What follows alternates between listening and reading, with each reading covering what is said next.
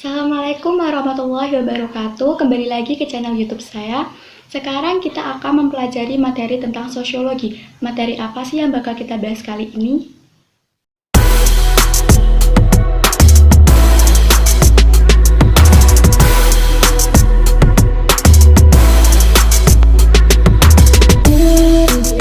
Kali ini kita akan membahas tentang materi sosiologi, yaitu masyarakat multikultural. Apa sih sebelumnya masyarakat multikultural itu? Jadi masyarakat multikultural adalah masyarakat majemuk yang telah memiliki keteraturan dan telah mampu mencapai keharmonisan dalam kehidupan bermasyarakat. Pada kesempatan kali ini kita akan membahas tentang ciri-ciri masyarakat multikultural. Terdapat 4 poin untuk ciri-ciri masyarakat multikultural. Yang pertama, munculnya rasa tanggung jawab sebagai kesatuan. Yang kedua, mampu beradaptasi dan saling menghargai, diferensiasi sosial. Yang ketiga, berhasil mencapai keharmonisan. Dan yang keempat, adanya kesadaran diri atas keberagaman. Selanjutnya kita akan membahas tentang sifat-sifat masyarakat multikultural. Terdapat 4 poin mengenai sifat-sifat masyarakat multikultural. Yang pertama, melewati masa segmentasi ke dalam kelompok subkultur yang berbeda antara satu dengan yang lain. Yang kedua, mempunyai kerangka kultur sosial yang terbagi menjadi lembaga non-komplementer.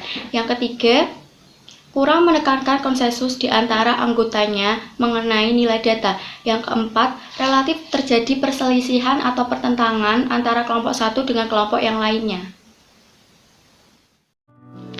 Oke teman-teman, sebelum kita lanjut ke pembahasan berikutnya, silahkan like dan subscribe channel YouTube ini terlebih dahulu.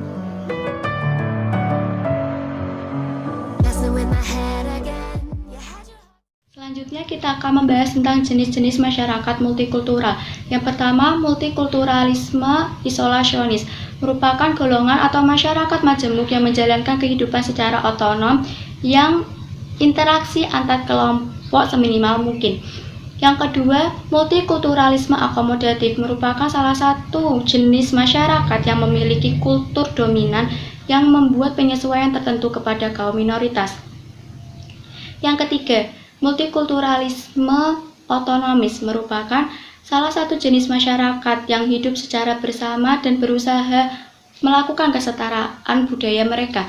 Yang keempat, multikulturalisme kritikal atau interaktif merupakan salah satu jenis masyarakat yang tidak terlalu memperdulikan pemerintahan daerah otonom. Yang kelima, multikulturalisme kosmopolitan merupakan salah satu jenis masyarakat multikultural yang berusaha menghapuskan kultural yang ada dan membuat salah satu kultural yang akan dilakukan dengan individu yang mengikuti multikulturalisme kosmopolitan tersebut.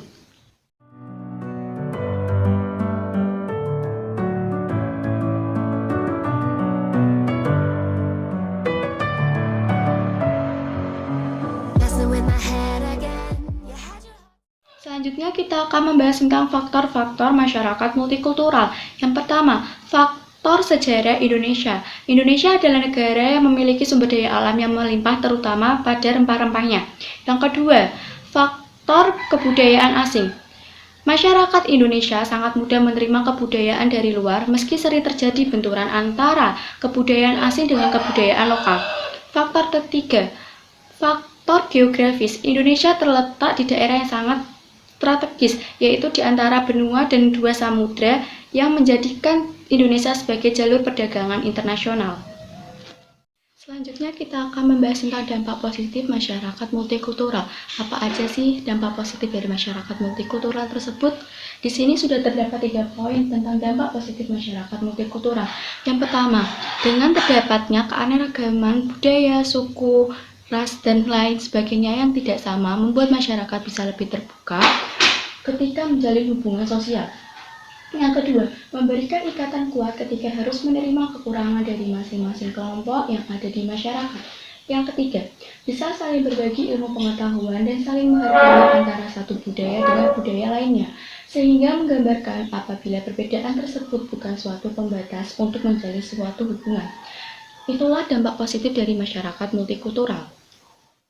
Selain memiliki dampak positif, masyarakat multikultural pula memiliki dampak negatif. Apa aja dampak negatif tersebut? Di sini sudah terdapat 5 poin mengenai dampak negatif masyarakat multikultural. Yang pertama, munculnya sikap fanatik bahkan ekstrim ketika mendukung suatu kelompok tertentu. Yang kedua, terdapat politik aliran yang lebih mengutamakan kemajuan suatu kelompok tertentu dalam bidang politik. Yang ketiga, munculnya sikap primordialisme di mana memegang teguh suatu hal yang dibawanya dari lahir, baik itu tradisi, suatu kepercayaan, atau lainnya. Yang keempat, menjadi pemicu munculnya konflik karena terdapat keanekaragaman yang ada.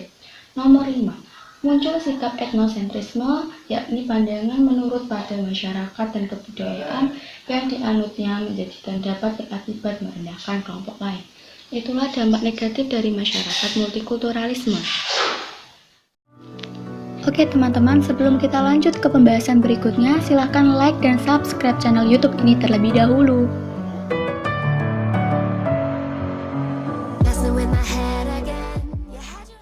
Selain memiliki dampak positif dan negatif, masyarakat multikultural juga memiliki bentuk-bentuk khusus. Di antaranya, keanekaragaman ras dapat menunjukkan pengelompokan manusia yang berdasarkan pada keadaan fisik dan ciri-ciri fisik. Yang berikutnya, keberagaman agama menunjuk pada berbagai macam masyarakat. Terdapat beberapa aliran kepercayaan yang telah dianut oleh beberapa suku bangsa, khususnya di Indonesia. Yang ketiga, keberagaman etnik atau suku bangsa yang menunjukkan kelompok manusia memiliki latar belakang budaya dan didasarkan dengan identitas. Faktor pembeda antar suku bangsa satu dengan suku bangsa yang lain adalah bahasa, kesenian, sistem kekerabatan, serta adat istiadat.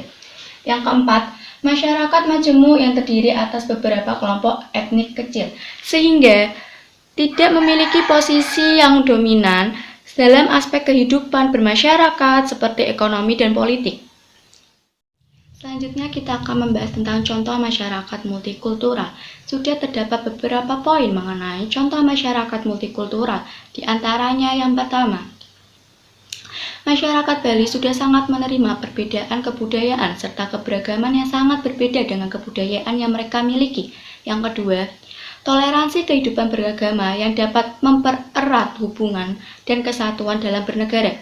Yang ketiga, peristiwa yang terjadi di Poso yang disebabkan oleh konflik umat agama Islam serta agama Kristen dan unsur-unsur lain dari luar. Berikutnya yang keempat, peraturan anti diskriminasi dalam penggunaan fasilitas publik.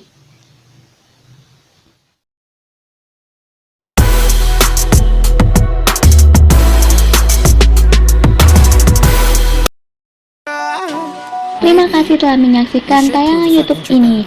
Jangan lupa subscribe, komen, dan like-nya.